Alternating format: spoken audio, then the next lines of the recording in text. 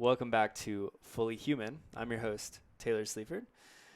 And back for the millionth time, the lovely, the talented, the beautiful, the beauty to my beast, Amelia Broughton. How you doing?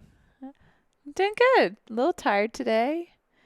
Slept kind of tired. weird, but here we are. I'm happy That's to be okay. here. Welcome you as you are. I almost said, welcome back to Fully Human. No, that is what I said. I almost said, welcome back to I Modern was like, wait, Happiness. what? You said I that. almost said, welcome back to Modern Happiness, which is the first podcast you were ever on. Yeah. First podcast the first moment I met you was on that podcast. I was low energy that day. I almost wanted to cancel. Wow. It was a snow day. Back then, I was a self-abandoning projector. Didn't even know what to do. Didn't know how to rock the boat. Yeah, you're not a self-projected projector. That's what I originally said. You're a splenic projector. Didn't know how to rock the boat. Carry on. Carry on. Yeah, I didn't, which is a theme in my life right now. I don't know how I think I just sprinted to change our setup, so I'm like high energy. Yeah, I'm like trying to. Which is good because now I know. Yeah. You can ride my energy. You're a reflector. I'm trying. Yeah, you were not this way like 10 minutes ago. You're a little frustrated, and I'm still low energy, but I'm getting there. Yeah, look at your audio is getting. I'm gonna have to change mine. You're getting high. I tend to talk lower at more of like a chill, calm pace when I have low energy, but we're doing it. Yeah, I just want my audio. That looks better. I want my audio levels to be equal with you. So, okay. What do you want to talk about today? You had a quote. I got a quote. So start us off. It's been a big week for me. I haven't announced this yet. Yeah, I'm super big. Going to announce this. Well, for both of us, really. It's been big weeks. Yeah. Was last Sunday the first, or that was the second? Like the 1st of January, or the first of Sunday. What happens on Sundays? Sunday, yeah, it was the first one. Oh, it is a big week. It was for both of us. It's only been a week. I know. So one of many things that happened, I recorded a full podcast episode that I am training for a 100-mile race, and I am no longer training for a 100-mile race. Big deal. Big deal. Yeah, I'll share a little bit. I don't know if I want to make this whole podcast about that. Actually, I know I don't want to make this whole podcast about that. You definitely don't. But yeah, in summary, I bit off more than I could chew. Mm-hmm. And yeah, I just didn't have the space. I had other things that are more important. I started a new men's leadership training program with John Wineland on Thursday. It's a 6-month program. I want to focus on my business. I want to focus on my relationship, my friendships. I want to have fun. I want to live life, the podcast. And just to like give them a little intel, like what did your week look like with the training for the 100-miler? Yeah, the week wasn't too bad. But on the weekends, I would have like a 4 or 5 hour run on Saturdays and then an hour and a half on Sundays. And it actually wasn't the training. It's trying to do everything. And like those Saturdays, it's like, okay, that's 5 hours of running. It's like an hour of prep time before. It's getting to the trails. It's then when I'm done with the trails, I'm exhausted. Which then bleeds into the next day. day. And it was just, I was feeling for the past month this emotional stress. I thought it was physical stress from training, but really this thought that I just didn't have time to do everything. And so it's like I'd wake up earlier the next day, which cut into my sleep. But it just felt like every moment of my day was filled with space. And then when I had some space, it's like, oh, laundry, dishes, clean the apartment, run errands, and so what's really powerful is I just realized it's just not right for me. And the old version of myself would have just gritted it out and just done it because I committed to it. And I've had a confronting and freeing opportunity to learn more about my shadow. And one part of my shadow is I get irritated at people who don't follow through, who don't commit to things.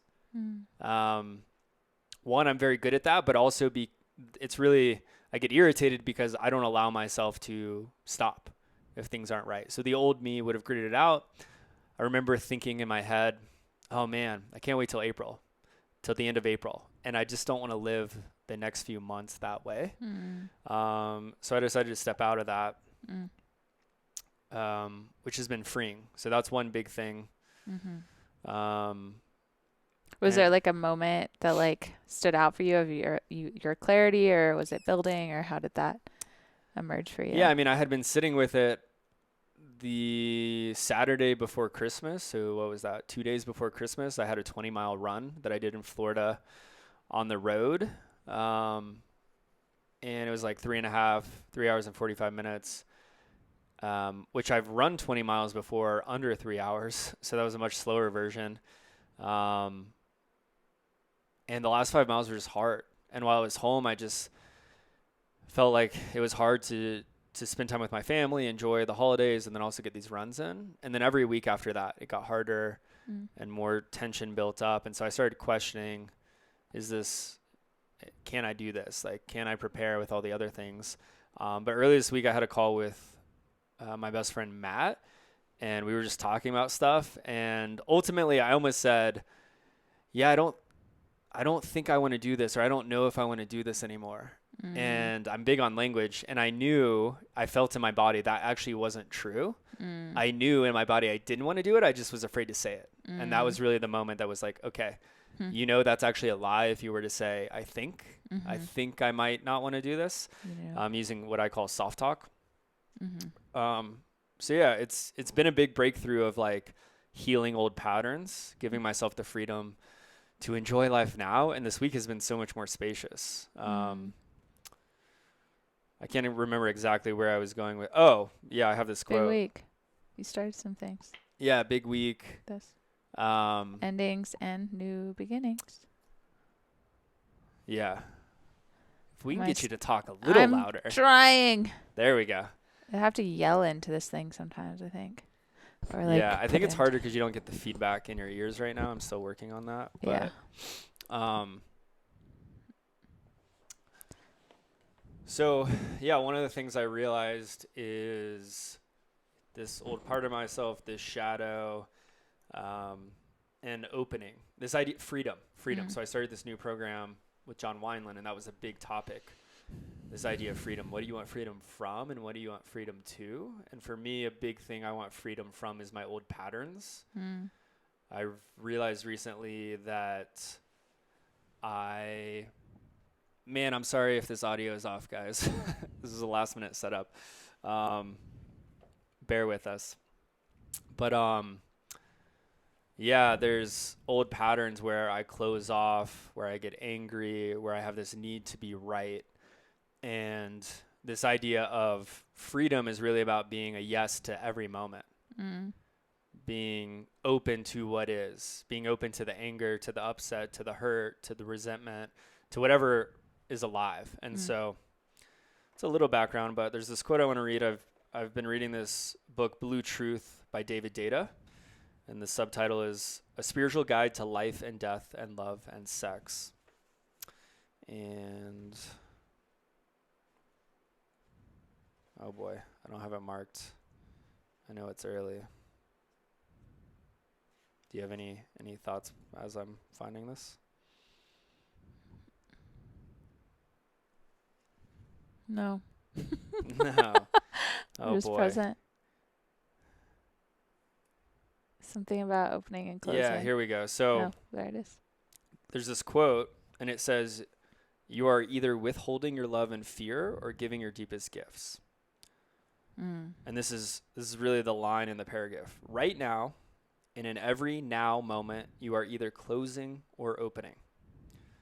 You are either stressfully waiting for something, more money, security, affection, or you are living from your deep heart, opening as the entire moment and giving what you most deeply desire to give without waiting. If you are waiting for anything in order to live and love without holding back, then you suffer. Every moment is the most important moment of your life. No future time is better than now to let down your guard and love.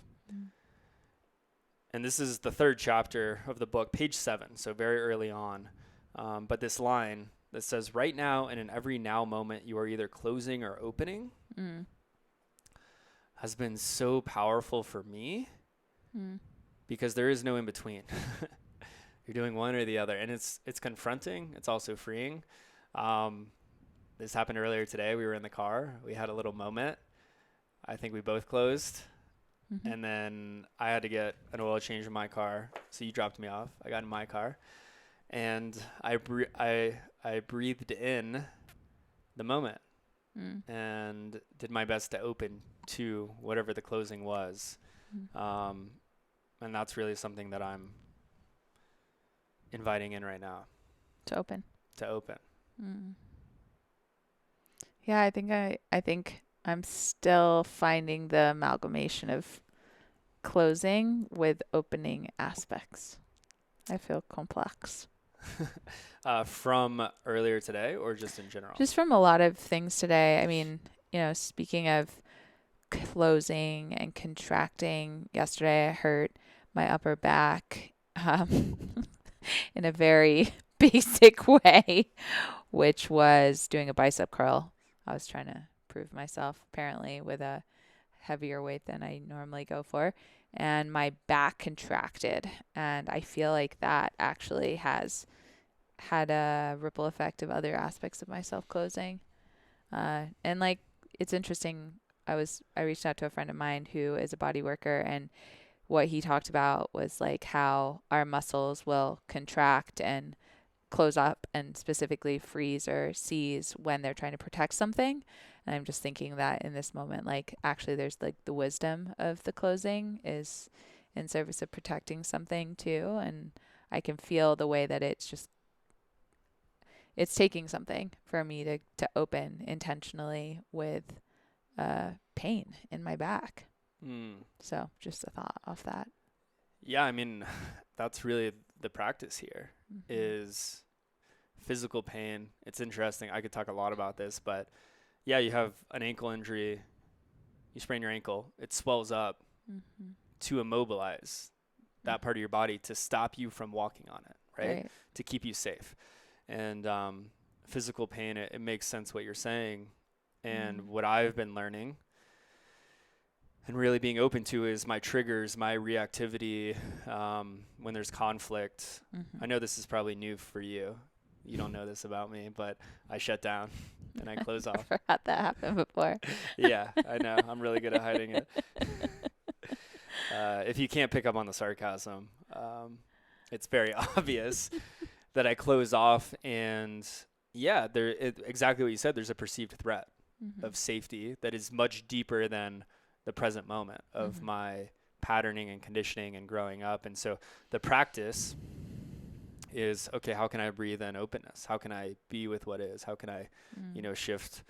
So I can definitely relate to, this is a little difficult with a physical pain, right? And it impacts every part of you. But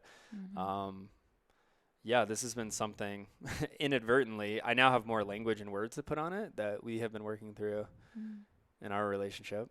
Does that feel accurate? Definitely finding ways to articulate the nuanced aspects of our experience. Yeah, and also, I mean, I would say communication in a relationship. This is something we've been talking a lot about. I'm just going to put it out there. We're going to do some collaboration in the month of February. It's happening. It's happening. It's happening. We're going to do it. It's happening. Whatever that is. Yeah, we're going to do a webinar, masterclass, or workshop. All of the above. And then there might be more. We'll leave that for now. Mysterious. Okay, you got to talk a little louder. No, this is the mystery. I'm making the whispers. Yeah, but they can't even hear that you're saying it's a mystery. Oh, the subconscious programming. Yes, there you go. Yeah, and it really, this is something since probably a month into knowing you, maybe 2 months into knowing you, I said, which took a lot of courage for me. I was finishing your coaching program. We were friends at the time, just to be clear. Yeah, I don't even know if we were friends. Yeah, we were that's like fair. acquaintances. So the series of events, we met on the podcast. Yeah. Modern Happiness Podcast. Then maybe a month later or within the next month, you had a 6-week coaching program for projectors, which is part of Human Design. And I joined that. So I was technically a client. And so we started to get to know each other. I think it was a little deeper than a client relationship because of the podcast. We had some rapport, but we hadn't really hung out or got coffee. Nope. And then our last call with this group program, we had a one-on-one call, and I just felt some kind of connection. To me, it didn't even feel like I wasn't hitting on you. But I had a fear that you thought you were going to think I was hitting on you, Sure. Which is where the courage came in. But part of what you taught in that group was just owning my knowing, being a splenic projector, speaking my truth. And so, your intuition. this was a very early version of desire without need, like not being attached, but just saying, hey, this is what's true for me. And at the end of the call, I said, hey, I feel like there's something here. I don't know if it's friends. I don't know if it's colleagues, collaboration. I don't think I said this, but I thought there could be a possibility of romance.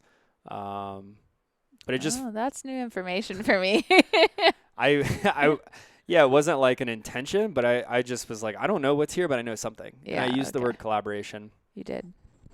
And I've been waiting so patiently for it to be ripe. And what feels ripe is individually as coaches, we talk a lot about communication. I think it's really just a big part of the human experience. I just realized my computer is not plugged in, so we're going to fix that.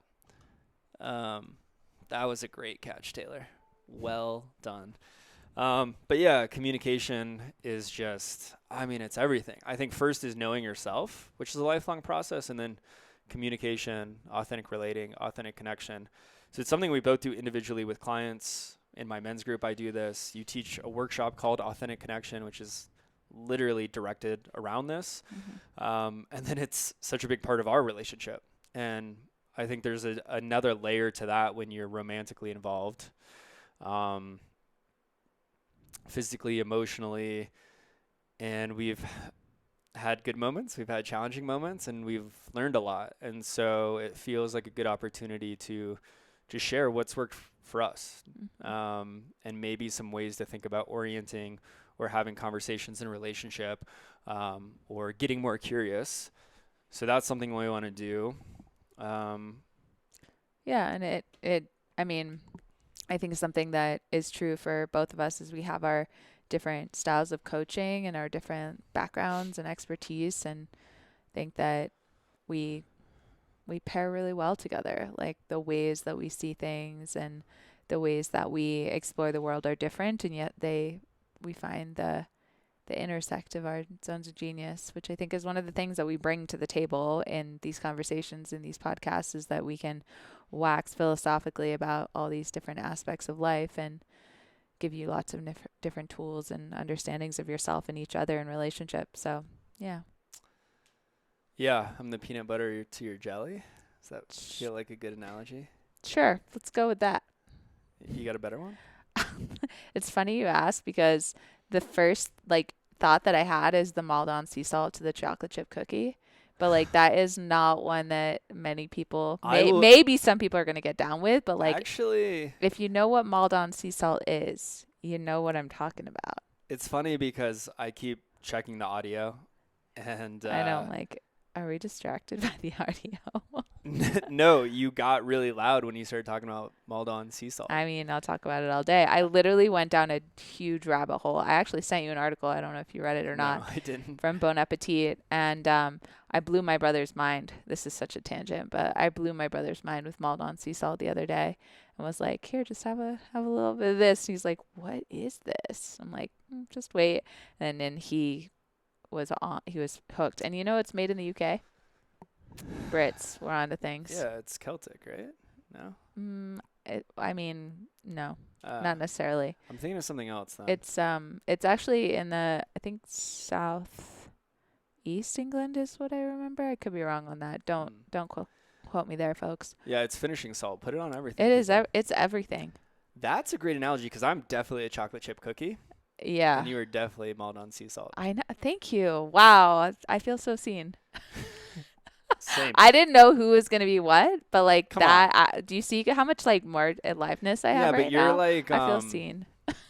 I'm a Maldon sea salt. You're Maldon sea salt. You're very simple, and I mean that classy in a positive way. As fuck. Simple, classy, elegant, versatile, and powerful. Like you just look at the Maldon sea salt and you're like, what is They it? literally are inverted pyramids. Right. And it's like, Beautiful. is this really gonna add that much to my life? And then you put it on, and you're like, holy shit. Mind How blowing. did I live without this? It's true. Maldon sea salt. How did you live without this? I don't know. I don't know. So tell me What how was I'm a chocolate before chip cookie. How? Yeah. Oh my Warm and gosh. gooey You're and asking delicious. bandwidth. Sure. Warm, gooey, delicious. I don't know. I have to think about that one. I mean, I think the chocolate meltiness, you're definitely like the ones that you actually have to take time with, and it's like a homemade recipe that has a lot of love in it. You're saying I'm a lot to love? Is that? No, Okay. not like you're a lot to love. Like there's like tradition and like care, and like your grandmother passed it down from generations to generations, something along the lines of that. Beautiful. I don't know. I have to think more about that one. I don't Yeah, feel like I so did it. chocolate It's and sea justice salt. like you did. That's a great example. I've lost a little bit of the thread of where we are, but I'm okay with it. I know. I just fully sent it into the Maldon world. Yeah, we're a good match. It's something We're we gonna own do. We offer- have our own experiences with communication, and also we've found a lot of troubleshooting and what doesn't work. And I think recently, what's come up, I'll talk about myself. This has been in my life and also with you, is I really have this need to be right, this desire to be right that's deeply ingrained in me. And for better or worse, I'm really, really good at proving myself right. And I think a lot of the time you are right, as much as it pains me to say sometimes. That's like an I tell you, Instagram clip right there. I tell you that you're right a lot. Yeah, I feel seen. I think that's what's dangerous, is like this awareness for me is like, oh, I'm really good at this. And even I had something come up with a friend recently where I was able to Michael Singer, who wrote the do you know that book? Michael Singer. I bet you do if I said it. You've definitely brought it off the top. I know you've said that name, but I don't know what the book you're referring The to. Untethered Soul. Oh, yeah. Duh. See, Oh my gosh. I told you How as could soon I as not think yeah, that? people know the book, not as much Michael Singer, but The Yeah. Untethered Soul, he Untethered talks Soul. about Such a good observing the book. observer. Like You are being not your the thoughts. witness to your thoughts, where Yeah. it's like not just your thought, but it talks about your thoughts as like a roommate, which is crazy. This actually I want to talk about. There's one. Wait, quick side note. My dad always says, your thoughts don't pay rent to live in your head. He says that all the time. He says, like, they don't pay rent. Don't get them out of here. Right. Anyways. So the interesting example that really got me is, imagine you're just chilling. You're going for a walk down the street and you see someone with a big old bulldog and you have this thought. That's a big old bulldog. You are not that thought. Sure. And how often subconsciously do we think we are our thoughts? I do it a lot. And so can you observe the observer? Can you observe yourself having the thought? This is super meta, but I'm telling you, like, this book is phenomenal. I think you have to be in the right place. It was like probably 4 years that I wanted to read this book till I finally read it. But going back to this moment of this need to be right, I was going through some, we'll call it tough conversation, conflict with a friend. And I could literally observe myself finding the ways to point out not only how I was right, or use the same example of where I could potentially be wrong, and show this person 5 other ways they're doing the same thing in a different part of their life. And what do you get when you are able to do that? Yeah, I don't get anything. I mean, I think, I mean, Anything? Truly. Yeah, it's like what's the benefit of being able to like find the pathways to being right for you? To be honest, I'm still uncovering this. Like this is, I would say, maybe a couple weeks old with us, 2-3 weeks old with us, but like just seeing it in myself is like this week. So I as much as I know right now, I'm happy to share and be transparent. I'm not totally sure where this comes from, and to know like the deep rooted thing. I'm sure there's on some level like belonging, where maybe that's not what I get from being right, but if I'm wrong, that Mhm. means something about myself, or I won't be loved, or I won't fit in. Mhm. So it's like this safety mechanism, if you will. Um, I think what it is sometimes is I get irritated the way people show up or communicate things, and so Mm. when I can see that, it's like I don't even know how to describe it. This has happened with us where I'm like, you're getting onto me for that thing, but you do this. Like that doesn't make sense in my head.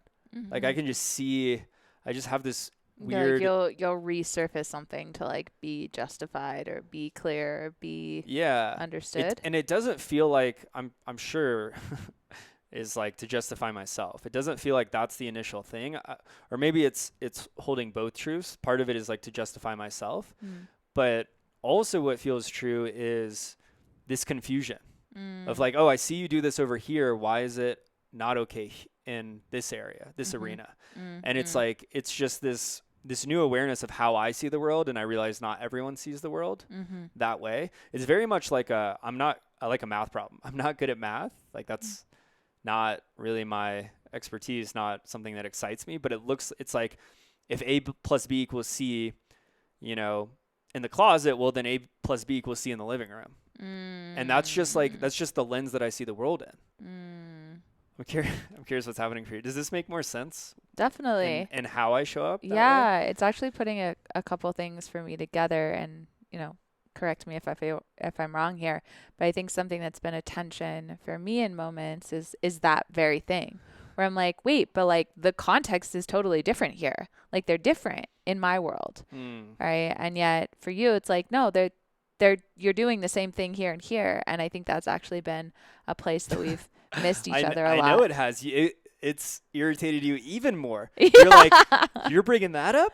I'm like, what? Motherfucker. Yeah. I will. I'm like, because I think for me, context, well, and I know for you, context is really important. But for me, when I see, and I think the other thing is like, and this can be to my own detriment, is I find insane amounts of nuance in moments that sometimes is a blessing because I can see things that otherwise may not be noticed. And it can be to my detriment because it constantly has me find a similar version of what you're saying, where I can find my way into something that is different than it might otherwise occur. I'm like, no, they're totally different things because this, and all these variables are in play, so they're not the same. And yet, I think that isn't always something someone can understand. Does that make sense? What I'm trying to say? Yeah, I was actually just thinking maybe we could give an example. Yeah. So something for me that comes to mind is like, um, hopefully you're open to sharing this. I think you will be. We'll see. But yeah, maybe you feel depleted and you're like, oh, I'm not going to go to this thing Mm. or you said you were going to hang out with me or we made plans or something. And you're like, oh, I'm honoring myself. Like, I see Sure. that there's impact, but like, I'm, not going Gonna to do do what that. I gotta do. Yeah. And then maybe I do that, but it's a little different scenario. It's a little different context. Sure. And I'm doing it. So, well, I guess there's two pieces to this, actually. We're really getting into it today. Hey, Um, here we are. I didn't know we were going to talk about this. there's two pieces. So one is I do it. There's maybe more than two layers here. I do it similar to how you do it. And this is part of like my software. If you think about my operating, like the way that I be as a human, Uh-huh. imagine that your iPhone is like, hey, update. Do you want to update tonight? And you can push it off and you can push it off. Well, if I were a phone, I just update every night, no matter what. Mm-hmm. Like it just happens. And so part of, my learning is I see how you orient, I see how you relate, and I'm like, oh, okay, that makes sense. I'll try that on. And it's like subconscious. So I do it the way that you do it. And then if it's not met the same way, and okay, going back to this example, if I say, hey, I'm not going to go to this party that you want me to come to because I'm feeling depleted, and you're like, what? Why not? And you get upset, then all of a sudden I start pointing out all the ways that you did this in the past. And I think it is, I will take ownership here, which doesn't feel good to say. And it's true. It is a little bit of my default pattern to like prove how I'm right. And then there is a layer of confusion where it's like going back to the A plus B equals C, where it's like, wait, you did this thing last week, last month, 6 months ago in this way, and now I'm doing this thing, and you're not meeting me the same way. I'm confused. Sure. And so it seems like we're understanding in real time, like you maybe have a little more understanding of where I'm coming from. And then also I'm understanding how that irritates you, because you're like, well, we're not talking about a month ago or 6 months ago. Yeah. It's helpful to understand your A plus B equals C, like, experience of like how it's almost like you're equating this equals this. So I can do this because it looks like that. So I'm going to implement it and see how it goes. And in my world, it's like A plus B equals minus G plus J times Q, like just for an equation. And that's what I'm tuning into. And then I'm like, he just did A plus B and he think he can get away with it? Like,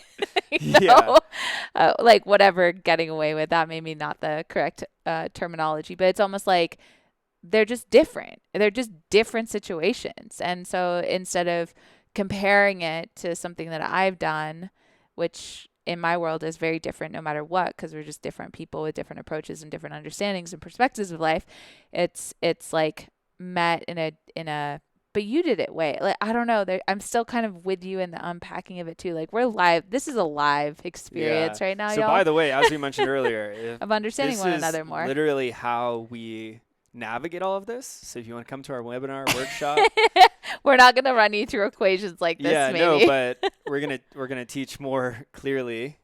Ways that we do it. But this is an example of like how we learn and operate, and then create structures in the future. But I'm feeling even more heard right now. This is something I've for months I've tried to communicate. This is been hard. And you haven't understood, and you've actually, in this example of like this party that I didn't go to, and then when I laid out how I was right, it furthered my upset. It furthered your upset, and you interpreted my laying this A plus B equals C equation as an energetic of like, that was unattractive, for lack of a better term. Yeah. Right? I mean, ultimately, it just didn't feel good to me as far as... Yeah, I don't know if that's a powerful enough way of saying. Maybe inauthentic or manipulative. Yeah. And I imagine... And just to clarify, to me, manipulative is like trying to get somewhere by using a tactic that like isn't explicit. Like that's one way we could think about manipulation. Yeah, it's not always conscious. Yeah. Right? There's this... I think it can be a triggering word for a lot of people, being manipulative. So that's why I'm laying it out. Yeah, I mean, I was triggered when you said it. I was like, I mean, genuinely, it felt inauthentic. I was like, wait, like, just what's true for you in this moment, you know? So anyways. Yeah, which now I feel like we're going down the rabbit hole of this conversation, but you feel before that you were saying you felt more heard, and that we're starting well, to in this moment I feel more more heard, because if we contrast from now to then, I felt like I was trying to explain what was happening in that experience, and it wasn't working and it together. wasn't being met. So then I went to step 2 of let me show you. Yeah. And then that, wasn't received well. And so now it seems like you understand better. And this was months ago. Yeah. And I think also like 2 things that I just want to name here. Why are we doing this in the first place? Like this whole real time really experience of trying to understand each other more is that, to me, when I understand where Taylor's coming from and I can understand his operating system more clearly, it actually helps me have greater compassion and understanding and the ability to literally like have space for whatever's happening. And I think the same, would you say the same is true for you when you understand like where I'm coming from or what's happening for me, that it gives you, what does it give you? Yeah, I mean, put words in your mouth. To be honest, it's like more connection. It's more intimacy. Yeah. Even in the quote unquote disconnection. Yeah. Right. I think that the way we orient in relationship is unlike anything I've ever experienced. Yeah. And it's a little bit, I don't know if counterculture is the right word, to what I was taught of this Disneyfication. Like everything's great all the time. Yeah. Of relationship. You find your person, they complete you, that sort of thing. Mm-hmm. And honestly that conflict is bad. If you fight with partners, that's dude, like my friends were saying this early on, like, hey, like, should you be in this relationship? Is this what you want? But every time we were in conflict, we actually grew deeper, which also, I will preface, could be trauma bonding or could be something else where like that connection is what you're chasing after the conflict. So there's a lot of layers here. It's not to say, I'm not here saying that like, oh, you need to have conflict, but I think in a way it's, can you move through it? Can you move past it? Because if you never have conversations that are challenging or difficult or disagreements, then there's a good chance someone's not speaking up or being authentic or I think just I don't even remember what the second thing I was going to say was, but just on that note, I think to be human is to have conflict. And I think there's a spectrum with this word. But inherently, just to like break this down a little bit, I'm a human being coming from my upbringing, my beliefs, my backgrounds, my worldview, my indoctrines, beliefs from the people that I grew up with, blah, blah, blah. Taylor's doing the same thing. And at some point, because of how complex we are and how we see the world as our own beings, there's going to be moments where we don't actually see eye to eye. And if we're willing to speak to those moments, there's maybe most likely at times going to be some friction, going to be some disagreement. And so I think that it's really normal to have conflict, and it's really normal to have disagreement, and it's very normal to not always see eye to eye. The distinction is, how do you navigate it, right? Like, I think that one of the things that we've talked about a lot is that I think that conflict isn't really something that is demonstrated for a lot of people. I know for myself, I grew up where I thought my parents literally never disagreed. I thought that everything was sunshine and rainbows. They had the most loving relationship. And while all of that was true, behind closed doors, that was different.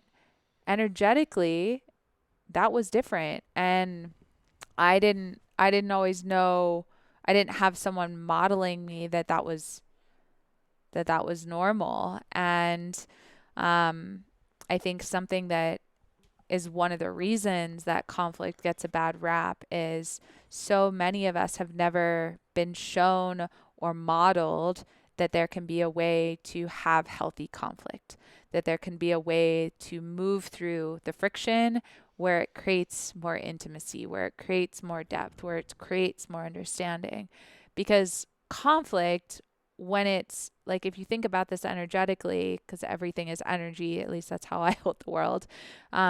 Conflict is just when things are getting balled up, and it's almost like you're getting,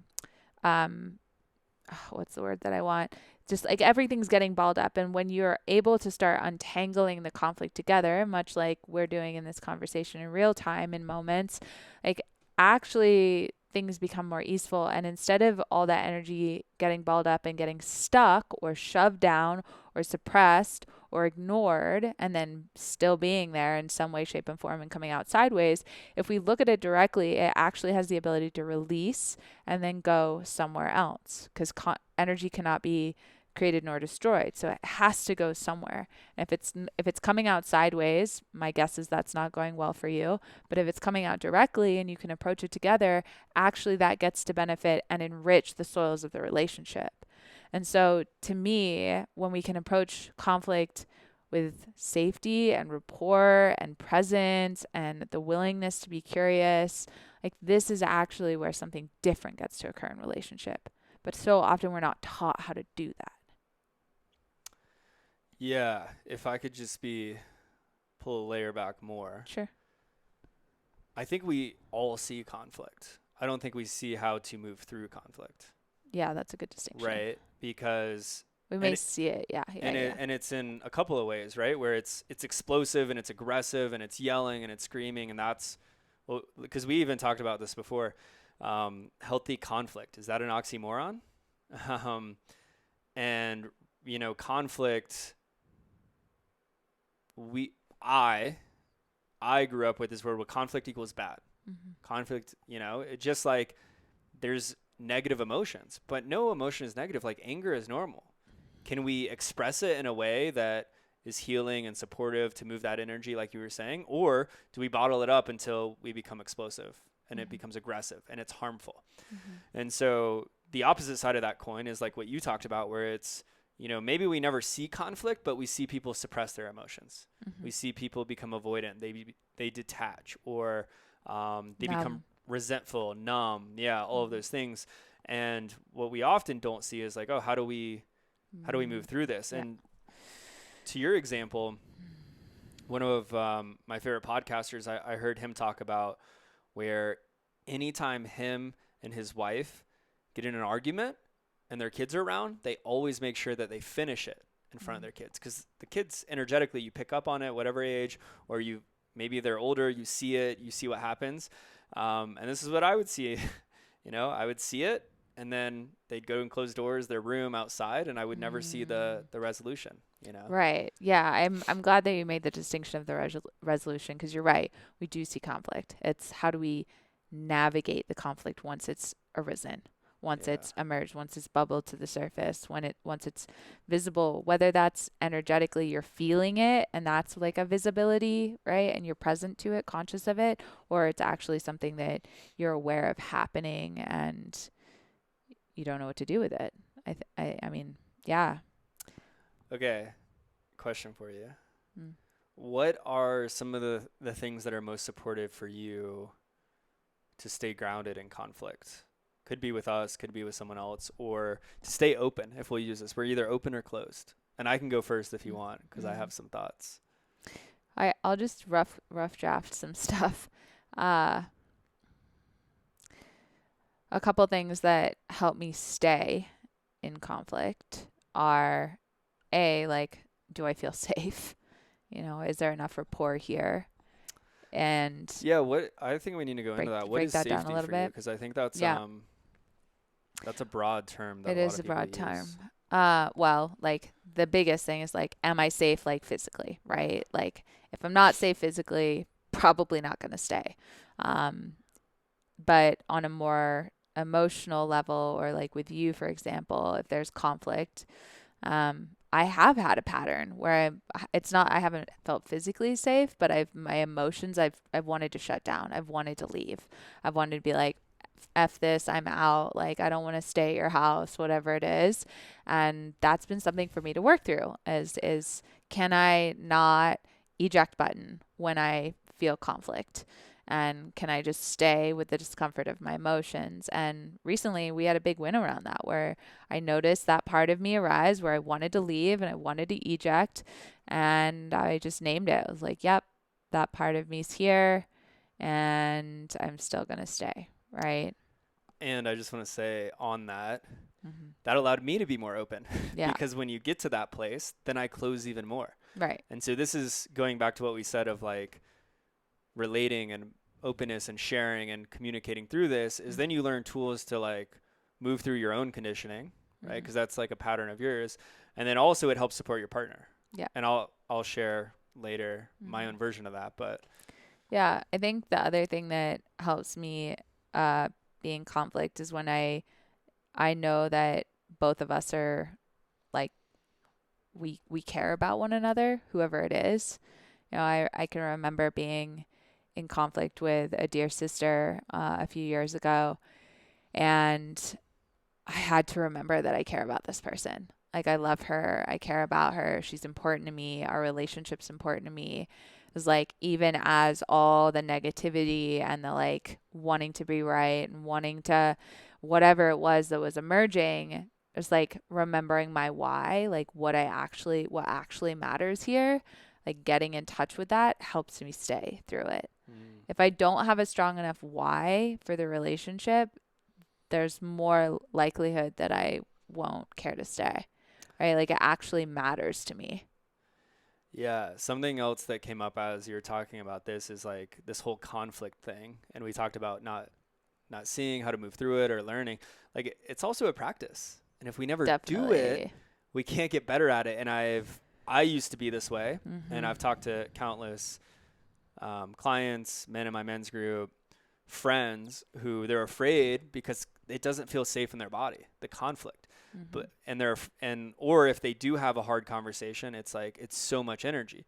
But yeah, the more you do it, the more you can course correct, and in real time, in the moment, you can tell yourself, oh, like I care about this person. And this actually happened to me the other day. I had a big week, like I said.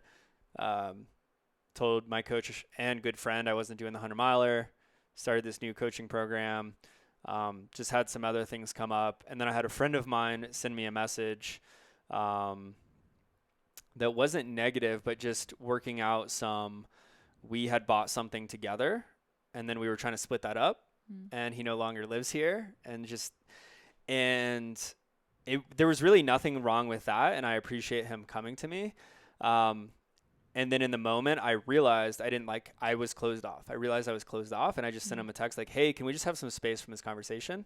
I've had a lot going on, and I don't like the energy I'm coming to. And that is so much growth for me. But it's from all this practice to be able to, like, one, notice that in real time, and then two, say something so that I can show up, from a more open, full place. Yeah. I think a few things I heard in that is that, like, the willingness to have a difference, right? Like being able to speak to the fact that something different is happening for you than it may have been that other person. And like, sometimes that can be really scary. I remember a time where having a difference to someone was like the worst possible thing. And so I was agreeable. I like wanted to go along with everything. I was willing to abandon myself. And sometimes like that's the first step. Like, be willing to have a difference about something.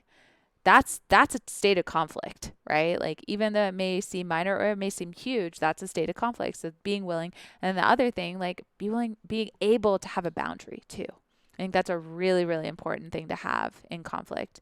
Like, if I don't trust myself to say, actually, I need to pause this right now, I'm too activated, or like if I see you're activated and I'm not being able to relate to you, I might take the choice to say, like, let's give each other 5-10 minutes and take some deep breaths, right?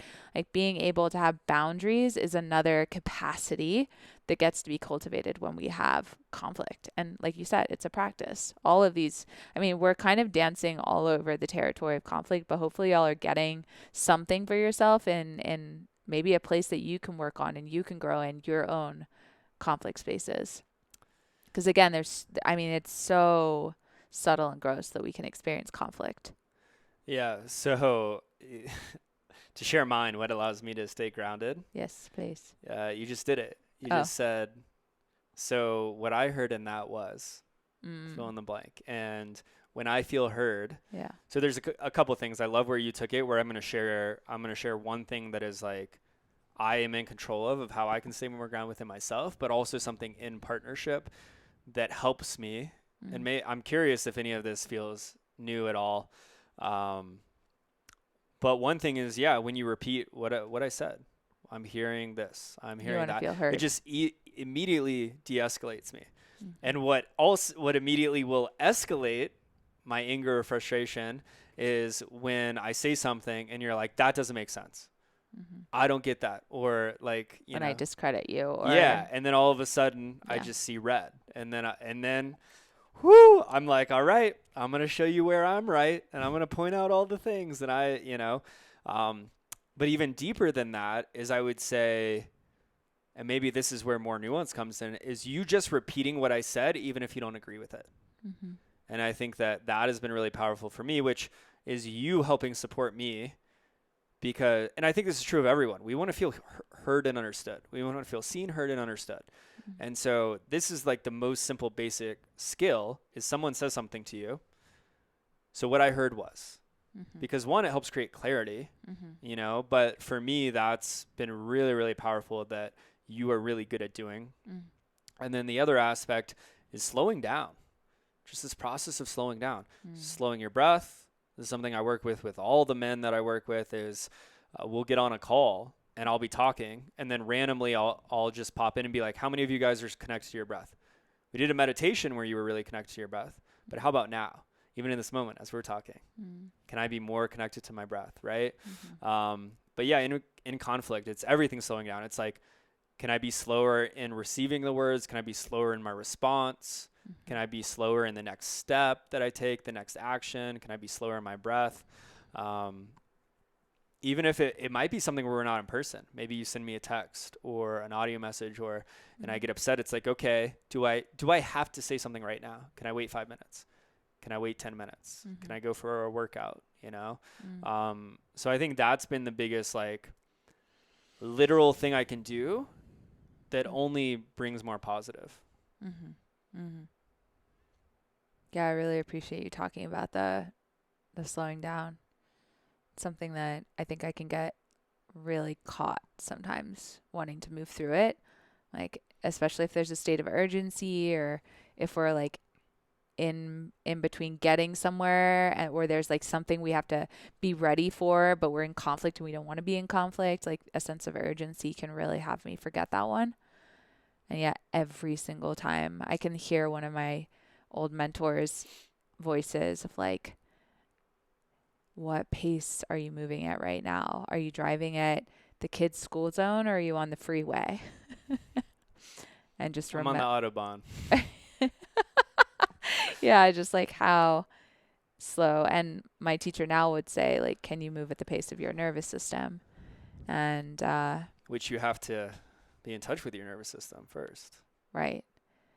And yeah, every single time I remember to slow down, better things tend to happen for me. I think the other thing that can become sometimes overwhelming in slowing down, why not to slow down, is sometimes we can feel the amount of activation we're actually feeling when we slow down.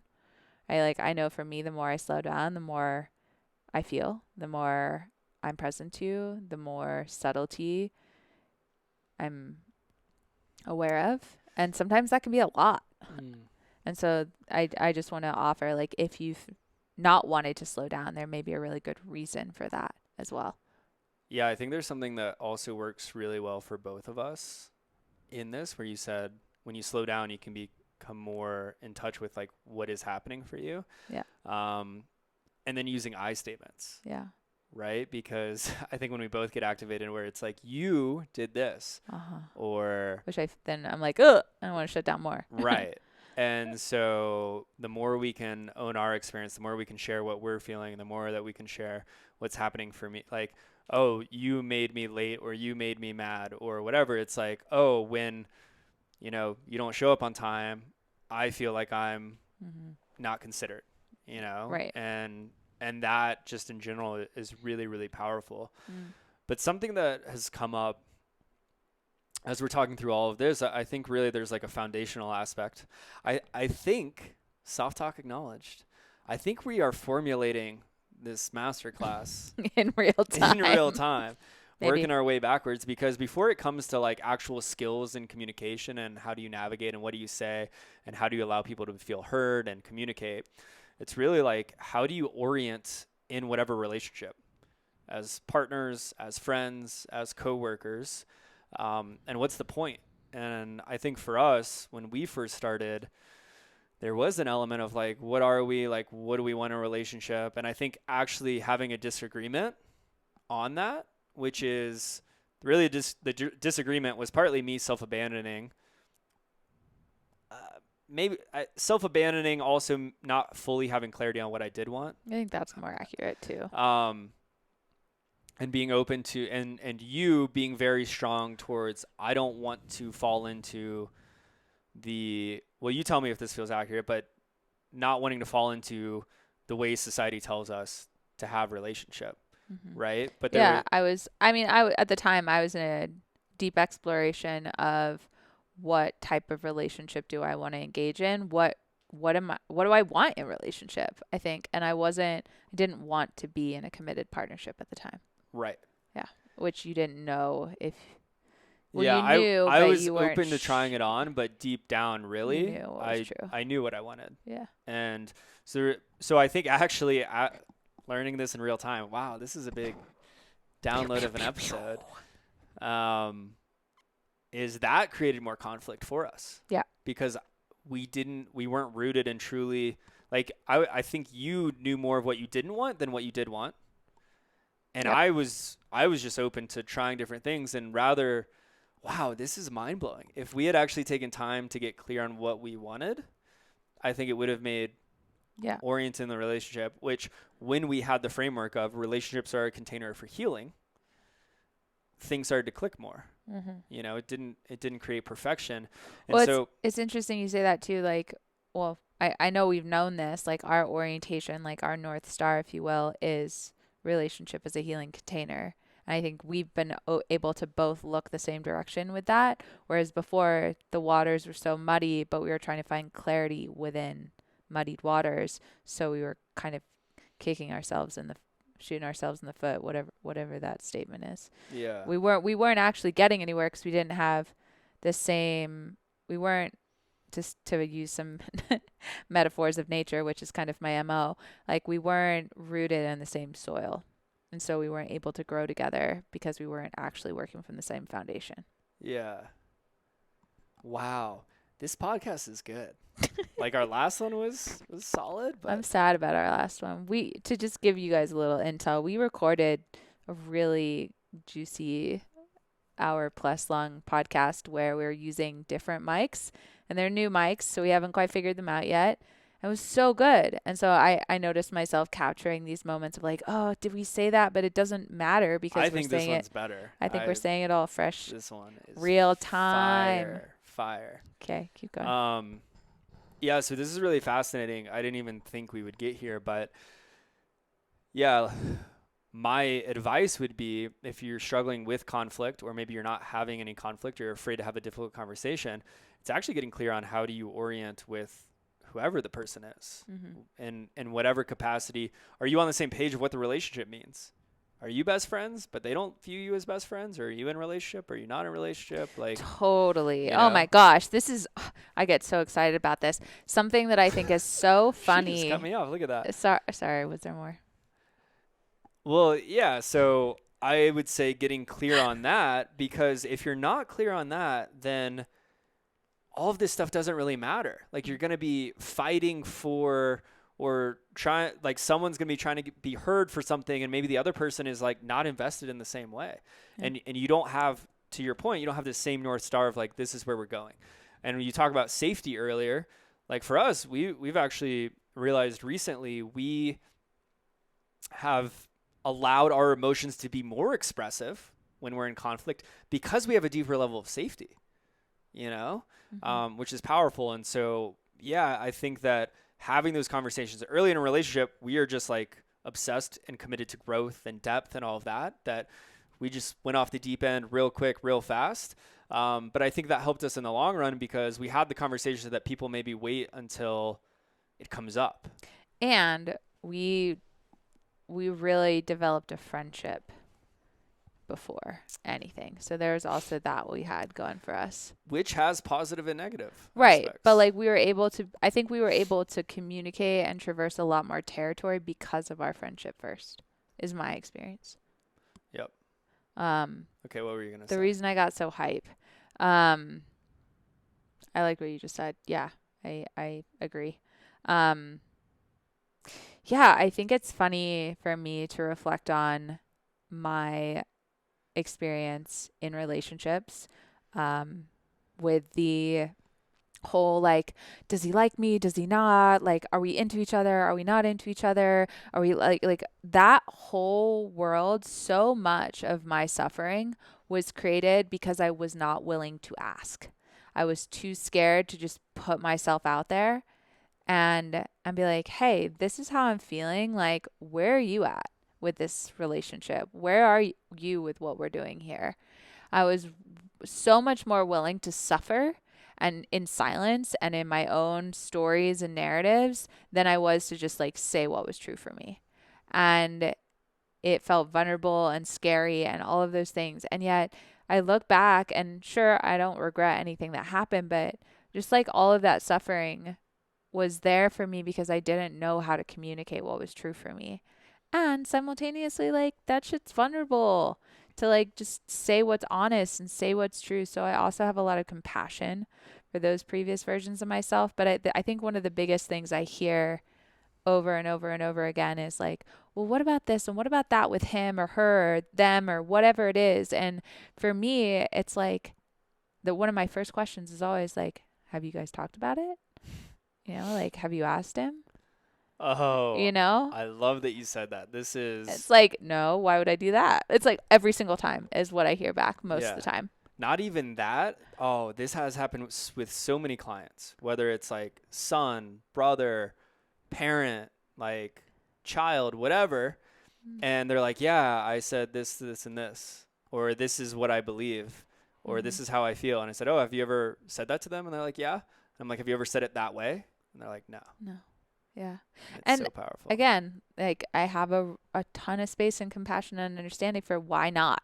Why not say those things, right? Like they may have not been received well. I mean, I've been embarrassed. I remember it's like funny now to think this, but one of the first times I ever put my heart on the line, I was in 6th grade. I didn't know any better. I'd come from a private school into a public school. I had a crush on a guy, and I literally was at there was something where I grew up called the Y Dance at the YMCA. We had like a little every Friday night, all the 6th graders get together and, you know, have to make room for Jesus in our slow dancing. But Hallelujah. what? Hallelujah. Hallelujah. And I remember hearing that this guy, his girlfriend at the time had broken up with him, and I was like, great, it's my in. I Making literally moves. went up to him and asked him out. We dated for exactly a week, and then I was like humiliated, broken up with through a letter, a note passed in class. But like, you know, I think there's really good reason. I share that because I think there's really good reasons why we stop doing that. For whatever the reason is, maybe you've been humiliated, maybe you've been shut down, maybe you've been abused, maybe a trauma, blah, blah, blah, blah. I can go into many, many layers of why we don't. And yet I think that if we keep perpetuating the past and not saying our truth and not being in communication and not meeting the moment with the source of who we actually need to communicate with, that's where it just keeps getting more and more entangled and more suffering versus just like go straight to the source. Right? Again, there's a lot of nuance here, but that's something I see creates a lot of suffering for myself and other people.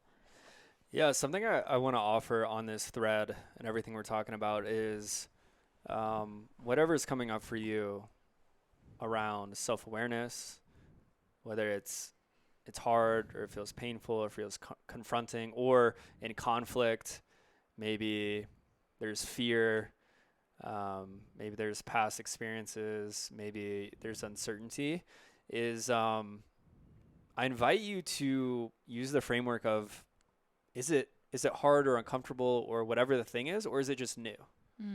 And this is something that I've started to try on and practice because there's so many things in life where we can label, but we just haven't done it. Mm-hmm. You know, I mean, in the car earlier today, there was like a little tussle and Well, tussle. a little tussle between us, a little, Tussle. you know, emotional charge, a little, you know, Mm-hmm. something. And Do you guys love that we're matching? Sorry, we didn't plan that, but we did. Keep yeah, going. now you got your foot on me. You're Tussle. is it fair to say you're more open now? I'm softer, yeah, for sure. That's not what I asked. Yes, I'm more Okay, open right now. Thank you. I just had to feel it. Yeah, like, no, really you feel can it. take your time, but Okay. that's like Sorry, I didn't mean to cut you off with our outfit matching experience. new. Yeah, is Yeah. it new? Oh, the tussle. Yeah, we had this little tussle, and I don't know, a week ago, 6 months ago, a year ago, that could have turned into a whole day, week thing, you know? And so, yeah, whatever it is if you've never done it, yeah, it's going to be uncomfortable. It might be hard. It might be challenging. You know, it's new. And you just got to start sometimes. Yeah. I think another thing that I want to add to you saying it's new, I was just like, as I was listening to you, thinking of like, what makes it possible for you and I to like go through the moments of conflict that we have. And I think something that I really hold is true in our relationship more than any of my other previous relationships is I feel secure in this relationship. Like I feel your love, I feel your devotion, I feel your commitment, and it actually has me feel so safe. So I just want to like name that. It feels important to name. And I think the other thing that maybe even more so feels important is that I know I've got me. And like Mm. I didn't have that in the past. Like I did not have me. And I think that's one of the things that's like really allowed our relationship to be what it is that yeah, like I was putting so much of my lovability and my okayness in whether or not my partner did or didn't show affection or did or didn't love me or did was or wasn't consistent or like gave me cues of my lovability versus like me having myself in the first place. And so I just also want to offer that to the conversation. It feels really important to like name more of the source of why this is able to happen in the way that it's happening. I'm so glad you brought that up. It's huge. It's so true for me too. I recently shared on my Instagram.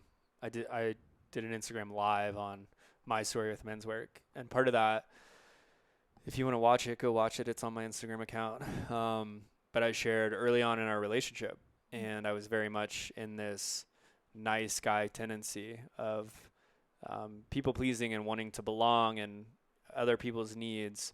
And in that, I mean, that's half the equation. My portion of the equation of our conflict or why it wasn't working, it was like grasping, and it was all subconscious at the time. Like I wasn't aware of this. I wasn't Right. purposely showing up this way, but it was, oh, this will make me feel secure. Mm-hmm. And of course, we broke up many times, broke up in air quotes, whatever that means.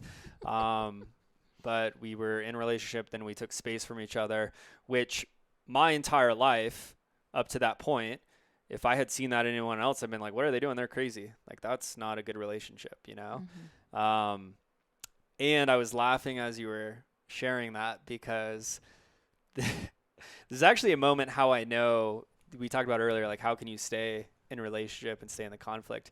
The moments that I just get furious where maybe we're going through conflict that's longer than an hour or a day and it's like a week and I'm just like, in my self-righteousness, right? Like, I don't want to put up with this. Like, what is wrong with her? Like that place. I'm like, I don't even need her. I just go off and I'm like, I could just go do my thing and have time and no demand and no one to bother me. And, I can live my life and my Wow. purpose and my, It's pretty in depth. yeah, and I just go off. And what's funny is I can do that and I can say that because I'm secure.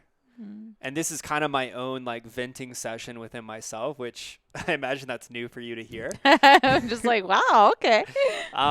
But it's funny like being able to do that and be okay and actually be like, I don't need her to be okay. Like I want her.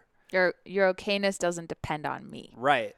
Is actually how I'm able to stay in the conflict. Oh, I just like took such a good deep breath. What? I just noticed I took a good deep breath. I was like, yeah. Yeah. Like, what a relief. Yeah. But it's funny because I hadn't quite connected the dots because sometimes I get there where I'm like, does this even like, this is heavy sometimes. Like, this is a lot. Like, is this, and it's actually, I have more capacity because it's not the thing that makes me whole. It's not the thing that makes me complete. You add so much to my life and I love you and I love doing life with you. So that, I mean, that is such a journey, but what a place to start of like, what do you need to do to heal and be okay with yourself? And I think that, I don't think it's like you're there. Like, I think there are moments where I'm going to slip back and it's not always relationship. It could be like there's this idea of codependency. I learned from a business mentor early on in my entrepreneur journey that you can have codependency on your business where you just work and work and work and work and more clients and more money and, Instagram fame and whatever is like the thing that gives you worth. But the other thing I wanted to say is I heard this from a mentor of mine that really was powerful. And I don't know if I've shared with you, I'm going to butcher what he said a little bit, but when your vision for the relationship is so much bigger than your love for the person, that's how you know to stay.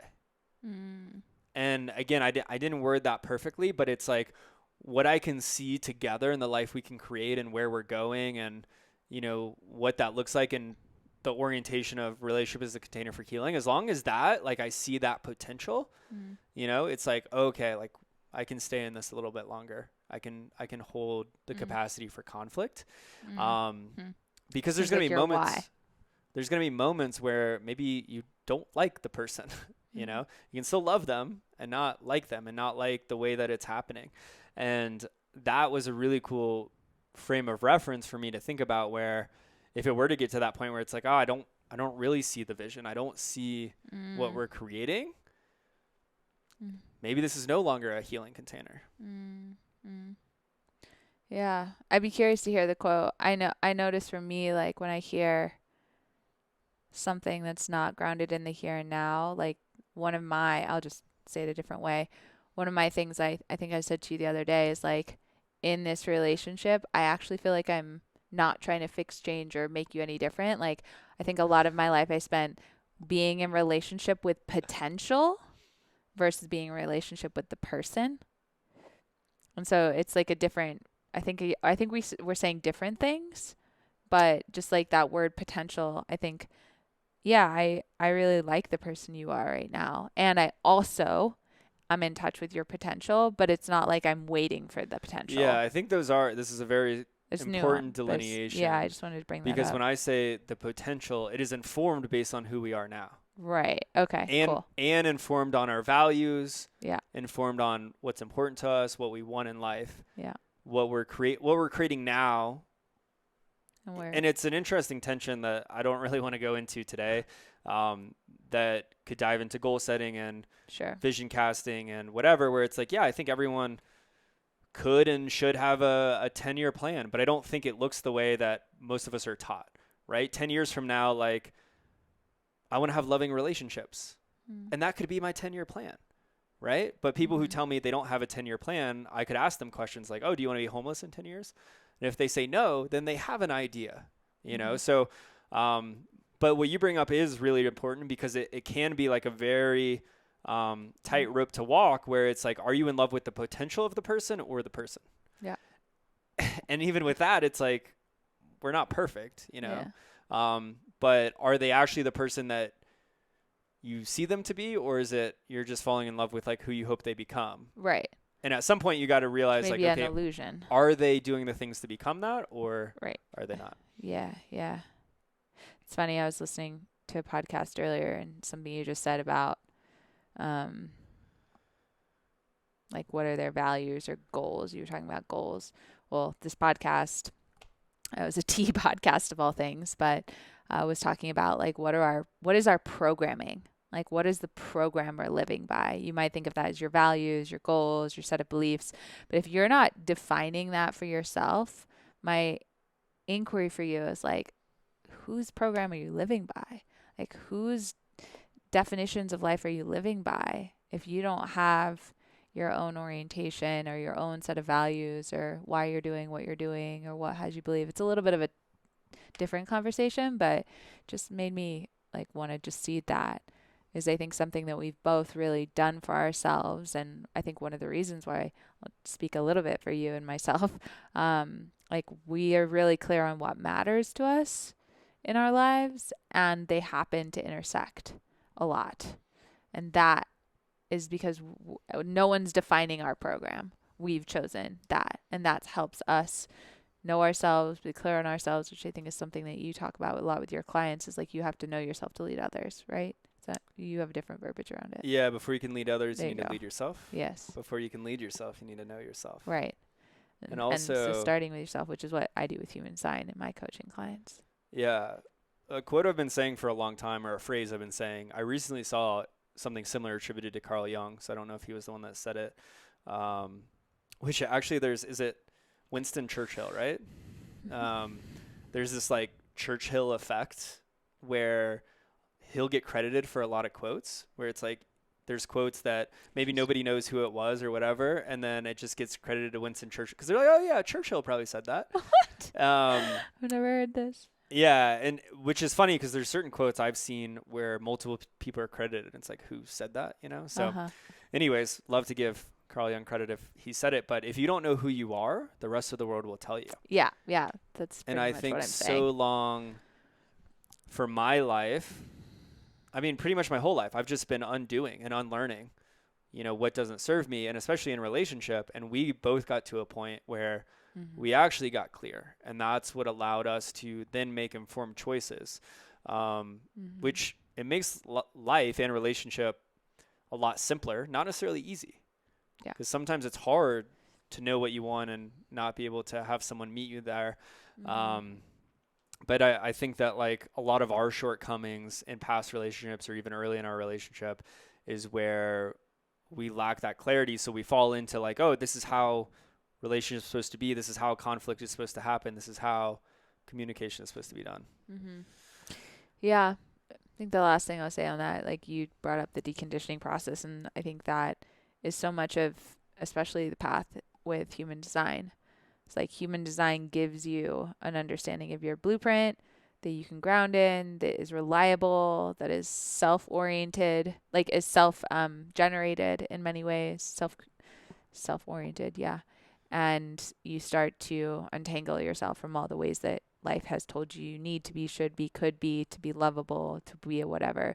So by inherently knowing yourself, whether it's through what Taylor's saying or through a system or self inquiry or whatever it is, like that actually gives you access to so much more clarity of how to move through the world and to, yeah, like live by your design, whether that's your actual human design or just your design of life.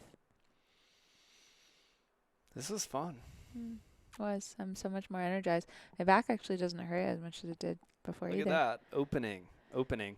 So much opening. Should we make some chocolate chip cookies now? Only if you have them all done. Oh yeah, I got it, baby. Okay. All right. Thanks for coming on. Okay. Thanks. I'm going to go ahead and say it. I'll put something in the show notes for you guys around our to be determined workshop, seminar, webinar. I won't have the details, but you can just, we'll have something where you can throw your email in there Just, so we can keep you posted. It's going to be fun for us. yeah. And hopefully all the different territories of this conversation we traversed, you found something that you can take and go forth into the world and try out. Last thing I'll say is if I get this podcast out on time, which would be the 13th, 14th, on the 15th, if this releases on the 15th, which I'm going to do my best to do, my men's group is starting on the 18th, the 5th cohort of the men's group. So if you're a man, you know a man, you want to be in a community of men, you want to learn more about yourself, to lead yourself, send me a message. Still some spots available. We start Thursday, 6 p.m. Mountain Standard Time. Be there. All right, guys. Peace. Bye.